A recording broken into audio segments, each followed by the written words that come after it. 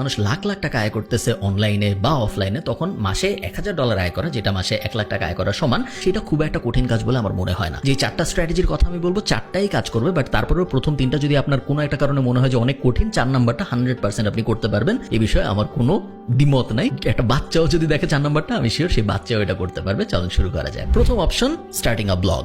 Blog শুরু করা অনলাইনে আয় শুরু করার জন্য সবচেয়ে বেস্ট উপায়গুলোর একটা, এবং 2023, 24, 25 সালে এসেও একটা ব্লগ থেকে যত সহজে অনলাইনে আয় করা যায় এবং যত স্ট্রিম লাইন উপায় অনলাইন থেকে আয় করা যায়, তত অন্য কোনো কিছু থেকে যায় বলে আমার মনে হয় না। ওয়েবসাইট আমি বানায় ফেললাম, ব্লগ আমি বানায় ফেললাম, স্টেপ 1 শেষ। স্টেপ 2 হইলো এখন এই ব্লগের ভিতরে আমি কন্টেন্ট দেওয়া শুরু করব। কন্টেন্ট দেওয়া শুরু করলাম, এবং কন্টেন্ট দেওয়া শুরু করলে প্রথম দিকে খুব বেশি আহামরি কিছু হবে বলে মনে হয় না। প্রত্যেকটা ব্লগের একটা ট্র্যাজেক্টরি থাকে, এভাবে শুরু হয় এবং তারপর আস্তে আস্তে এক্সপোনেনশিয়ালি গ্রো করে। প্রথম 6-7 মাস তেমন কোনো আহামরি গ্রোথ আপনি দেখবেন না। 7 নাম্বার 8 নাম্বার মাসে যে আস্তে আস্তে ট্রাফিক আসা শুরু হবে, 12তম 11তম মাসে যে আপনি প্রথম আয়ের দেখা পাবেন বলে আমার মনে হয়, এবং যেটা আমি আমার নিজের এবং আমার হাজার হাজার স্টুডেন্টের সাথে হতে দেখেছি।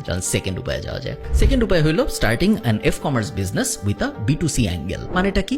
আমার এই ইউটিউব চ্যানেলে যদি আপনি একটু পিছনে ঘাটেন, আপনি দেখবেন আমার একটা ভিডিও ছিল যেখানে আমি 7 দিনে 50,000 টাকার একটা ব্যবসা একদম লাইভ দাঁড় করায় আপনাদের দেখাইছিলাম। কিছুই করি নেই, একটা সিম্পল আইডিয়া খুঁজে বের করছি, যেটা একটা ইউনিক ব্যাপার ছিল, যেটাই B2C মার্কেটিং করা সহজ। আপনার ওরকম একটা সিম্পল আইডিয়া খুঁজে বের করতে হবে যেটার উপরে B2C, বিজনেস টু কাস্টমারে মার্কেটিং করা যায়, এবং এই মার্কেটিংটা আপনি করবেন ফেসবুক অ্যাড দিয়ে। এমন একটা প্রোডাক্ট বা সার্ভিস আমাদের খুঁজে বের করতে হবে, আইডিয়ালি প্রোডাক্ট যেটা খুব সহজে ফেসবুক অ্যাড দিয়ে মার্কেটিং করা যায়। এবং তারপর ওই দুইটা যখন আমি পাশাপাশি বসাবো, খুব সহজেই আমার ধারণা 1 থেকে 2 মাসের মধ্যে আপনি 1 লাখ টাকায় চলে যেতে পারবেন রেভিনিউতে, প্রফিটে না, এবং তারপরে আরো 2-3-4 মাস সময় লাগবে প্রফিটেবিলিটি পর্যন্ত যেতে। থার্ড, একটু কমপ্লিকেটেড, এই টপিকটার নাম হলো starting a business with an influencer in the B2B or B2C arena, ideally B2B। মানেটা কি? আপনি চিন্তা করেন বিভিন্ন ইনফ্লুয়েন্সার আছে বাংলাদেশের মার্কেটে। বাংলাদেশ এখন ইনফ্লুয়েন্সারদের জন্য স্বর্ণখনি, চারদিকে যেদিকে তাকাই আমরা দেখি ইনফ্লুয়েন্সার গুলো আসলে কারা? ইনফ্লুয়েন্সার গুলো তারা যারা মানুষকে কোট আনকোট ইনফ্লুয়েন্স করে, বিভিন্ন ধরনের কন্টেন্ট বানায়, তাদেরকে তো আমরা ইনফ্লুয়েন্সার বলি। বেশিরভাগ ইনফ্লুয়েন্সারের বিজনেস সেন্স খুব খারাপ, কারণ ট্র্যাডিশনালি,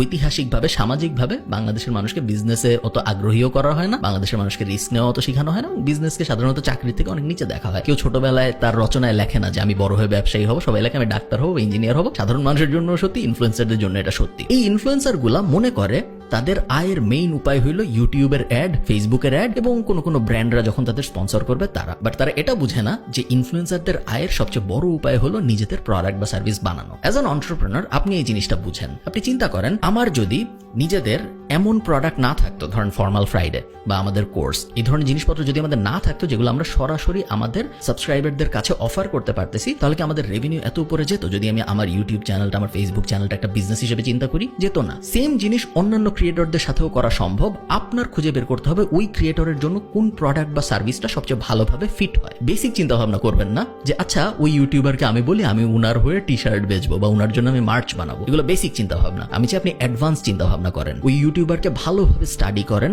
ওই ইনফ্লুয়েন্সারকে ভালোভাবে স্টাডি করেন, কমেন্ট পড়েন, তাদের হিস্ট্রি দেখেন তাদেরকে আসলে কি ধরনের মানুষজন দেখে, তাদেরকে যেই ধরনের মানুষজন দেখে সেই ধরনের মানুষের প্রবলেমগুলা কি জীবনে, ওই প্রবলেমগুলোর মধ্যে কোন কোন সলিউশন নিয়ে এই ইনফ্লুয়েন্সার কথা বলতে পারে, এবং সেই সলিউশনগুলোর মধ্যে কোনটাকে নিয়ে একটা প্রোডাক্ট বা একটা সার্ভিস বানানো যায়। আমি কিছু বেসিক এক্সাম্পল দেই। কোন ইনফ্লুয়েন্সার মনে করেন বিদেশে থাকে, জার্মানিতে থাকে, কথার কথা। ওই ইনফ্লুয়েন্সার জার্মানিতে কিভাবে গেছে? মাস্টার্স করতে, ব্যাচেলর করতে।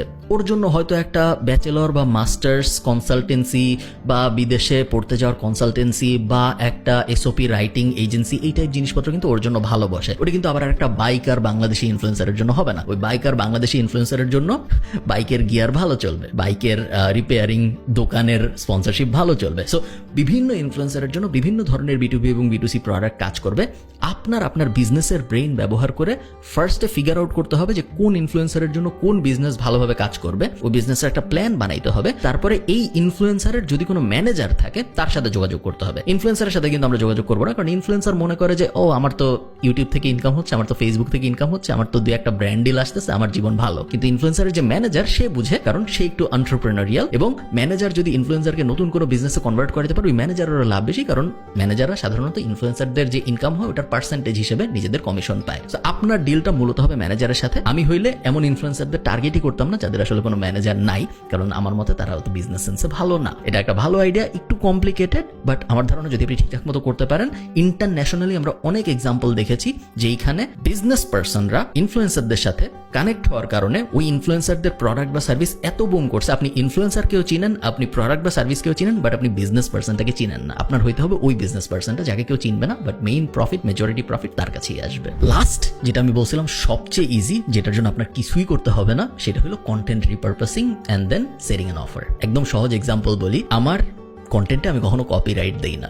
আমার ইউটিউব কন্টেন্ট বলেন, আমার ফেসবুক কন্টেন্ট বলেন, আমি কখনো কোনো কপিরাইট দেই না। অনেক ফেসবুক পেজ আছে, Khalid Farhan, digital academy, passive জার্নালিটি, অনেক ফেসবুক পেজ আছে আপনারা জানেন, অনেক ইউটিউব চ্যানেল আছে আপনারা জানেন, যারা আমি যখনই কোনো একটা কন্টেন্ট আপলোড করি ওটা ডাউনলোড করে, কখনো তারা ওটাই আবার ডাউনলোড করে সরাসরি আপলোড করে দেয়, কখনো তারা ওটা কেটে ওই কন্টেন্টের ভিতর থেকে যে রিল বের হয়, ওই কন্টেন্টের ভিতর থেকে যে শর্টস বের হয়, সেগুলো আলাদা করে আপলোড করে তাদের নিজেদের প্রোফাইলে পেজে। কন্টেন্ট রিপারপাসিং যখন করা হয়, সরাসরি তো একটা ইনকাম হয়। ফেসবুক তাদেরকে রিল ভিউয়ের জন্য টাকা দেয়, ফেসবুক তাদেরকে ভিডিও ভিউয়ের জন্য টাকা দেয়। তারা যদি ওইটা ইউটিউবে আপলোড করে, আমি যেহেতু কোনো কপিরাইট দেই না, সো তারা ইউটিউব থেকে ওটা থেকে ইনকাম পায়। ওটা একটা ডিরেক্ট ইনকাম, এবং তারা অনেক সময় আমার থেকেও বেটার টাইটেল এবং আমার থেকেও বেটার থাম্বনেইল ইউজ করে। সো এরকম কয়েকবার হয়েছে আমার ভিডিও আমার ফেসবুক পেজে আপলোড হয়েছে বা আমার ইউটিউব চ্যানেলে আপলোড হয়েছে, আমি হয়তো ভিউ পেয়েছি 50,000, বাট ওটা ডাউনলোড করে আরেকটু ভালো টাইটেল এবং আরেকটু ভালো থাম্বনেইল দিয়ে অন্য কেউ আপলোড করছে তার পেজে, ওটার ভিউ হয়েছে হয়তো 6 লাখ। এরকম অনেকবার হয়েছে আমার সাথে।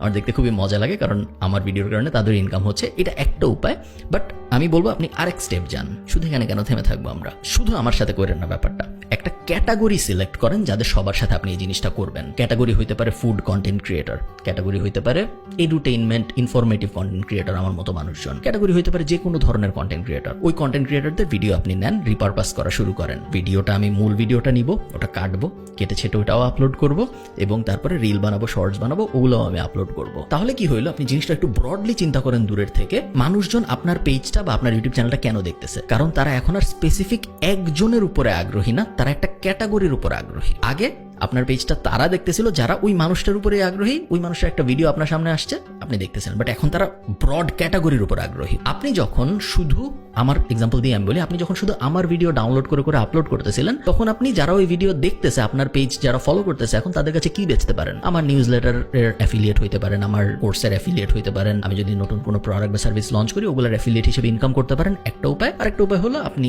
নর্মাল অ্যাড থেকে আপনার যে ইনকাম হচ্ছে ফেসবুক, ইউটিউব আপনাকে যা দিচ্ছে ওইটা। বাট আপনি যখন একটা ক্যাটাগরি রিপ্রেজেন্ট করেন যে আমার এই পেজে বাংলাদেশের যেখানেই যে ইনফরমেটিভ কন্টেন্ট আপলোড করে ওগুলা রিপারপাস করে আমি আবার আপলোড করি, তাহলে আপনার পেজ এখন কারা ফলো করতেছে? আপনার ইউটিউব চ্যানেল এখন কারা ফলো করতেছে? যারা প্রোডাক্টিভিটি বিষয়ে আগ্রহী, যারা ইনফরমেটিভ কন্টেন্টের বিষয়ে আগ্রহী। এখন আপনার পুলটা বড় হয়েছে এবং এখন আপনি নিজের প্রোডাক্ট বা সার্ভিস লঞ্চ করতে পারেন। এখন আপনার ভাবতে হবে, আচ্ছা আমার পেজ কারা ফলো করে? আমার পেজ তারা ফলো করে যারা খালিদ ফারহানের ভিডিও দেখে, অমুকের ভিডিও দেখে, তমুকের ভিডিও দেখে, ইনফরমেটিভ ভিডিও দেখে। এই মানুষগুলোর কি লাগবে? এই মানুষগুলোর হয়তো বছর শেষে একটা ইন্টারেস্টিং নোটবুক লাগবে। আমি একটা নোটবুক বের করে বেচার চেষ্টা করি। সো আপনার ব্র্যান্ডটা আপনি দাঁড় করাচ্ছেন অন্য মানুষের উপরে। এটা ইংলিশে বলে পিগি ব্যাকিং। ইংলিশে আমরা অনেক এক্সাম্পল দেখি, বাংলাদেশে আস্তে আস্তে আমরা দেখা শুরু করছি। তাদের উপর দাঁড় করায়, বাট কোনো একজনের উপর দাঁড় করায় না, পুরো একটা ক্যাটাগরির উপর দাঁড় করায়। এবং একজনের উপরে দাঁড় করানোটা এমনিতেও রিস্কি, তার কারণ ওই একজন কোনো একটা কন্ট্রোভার্সিয়াল কথাবার্তা বললে কিন্তু আপনার ব্র্যান্ডটাও রিস্কের মধ্যে পড়ে যায়, কারণ আপনি খালি ওই মানুষের ভিডিও ডাউনলোড করে আপলোড করেন। আর আপনি যখন একটা ক্যাটাগরি টার্গেট করবেন, তখন ওই ক্যাটাগরির ভিতরে কেউ যদি একজন একটা কন্ট্রোভার্সিয়াল কথা বলে, তাকে সিম্পলি আপনি বাদ দিয়ে বাকিদের উপর ফোকাস করবেন। এবং তারপর আস্তে আস্তে আপনার অডিয়েন্স পুলটা যখন এমন হবে যে তার অডিয়েন্স পুল এবং আপনার অডিয়েন্স পুল সমান,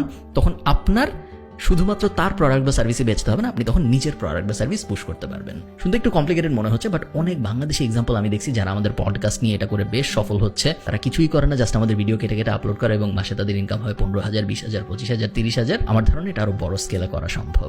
এই 4টা মেথডের প্রত্যেকটাই কাজ করবে 10,000 টাকাকে 1 লাখ টাকা বানানোর জন্য। জাস্ট একটা ব্যাপার আমি বলে রাখি, যখনই আমরা বলি যে 10,000 টাকাকে 1 লাখ টাকা বানায় ফেলবো বা 500 টাকাকে 20,000 টাকা বানায় ফেলবো, তখন মাথার মধ্যে প্রথম যে ব্যাপারটা আসে সেটা হলো কি শর্টকাট নেওয়া যায়। কারণ আমরা একটা ম্যাসিভ জিনিস করতে যাচ্ছি, খুব কম টাকাকে অনেক টাকা বানায় ফেলতে চাচ্ছি, এবং শর্টকাট ছাড়া কি এটা করা সম্ভব? আমি বলবো সম্ভব। এবং আমি যে স্ট্র্যাটেজিগুলোর কথা বললাম, এগুলো প্রত্যেকটার কিন্তু প্রপার বিজনেস স্ট্রাকচার আছে। কোনোটাই এমন না যে আমি 10 টাকার বিটকয়েন কিনলাম এবং তারপর তারপরে আমি আল্লাহর কাছে দোয়া করবো যে 10 টাকার বিটকয়েন যেন 1 লাখ টাকা হয়ে যায়। ওইটা কিন্তু বিজনেস না, ওইটা হলো রিস্ক এবং না বোঝা একটা রিস্ক। আমি জানি না, আমি ইনফ্লুয়েন্সও করতে পারবো না, হবে নাকি হবে না। ট্রেডিং, ফরেক্স ট্রেডিং, এই ক্রিপ্টো ইনভেস্টিং, ওই টাইপ জিনিসগুলা খুবই রিস্কি জিনিস, এবং ওগুলা করে আপনি খুব স্ট্রাকচারালি প্রপার বিজনেস মেন্টালিটির হিসাবে কোনো একটা এস্টাবলিশড এন্টিটি দাঁড় করাইতে পারবেন না। এবং এই কারণে আমি ওগুলো সাজেস্ট করি নাই। আমি যা সাজেস্ট করেছি এগুলা একটু কষ্ট হবে, এই জন্য আমি বলছি 12 মাস সময় লাগবে। বাট আপনি যদি কষ্টটা করতে পারেন, 12 মাস পরে আপনি দেখবেন আপনার কাছে শুধুমাত্র 10,000 টাকা 1 লাখ টাকাই হয়ে যায়নি, একটা প্রপার বিজনেসও দাঁড়ায় গেছে।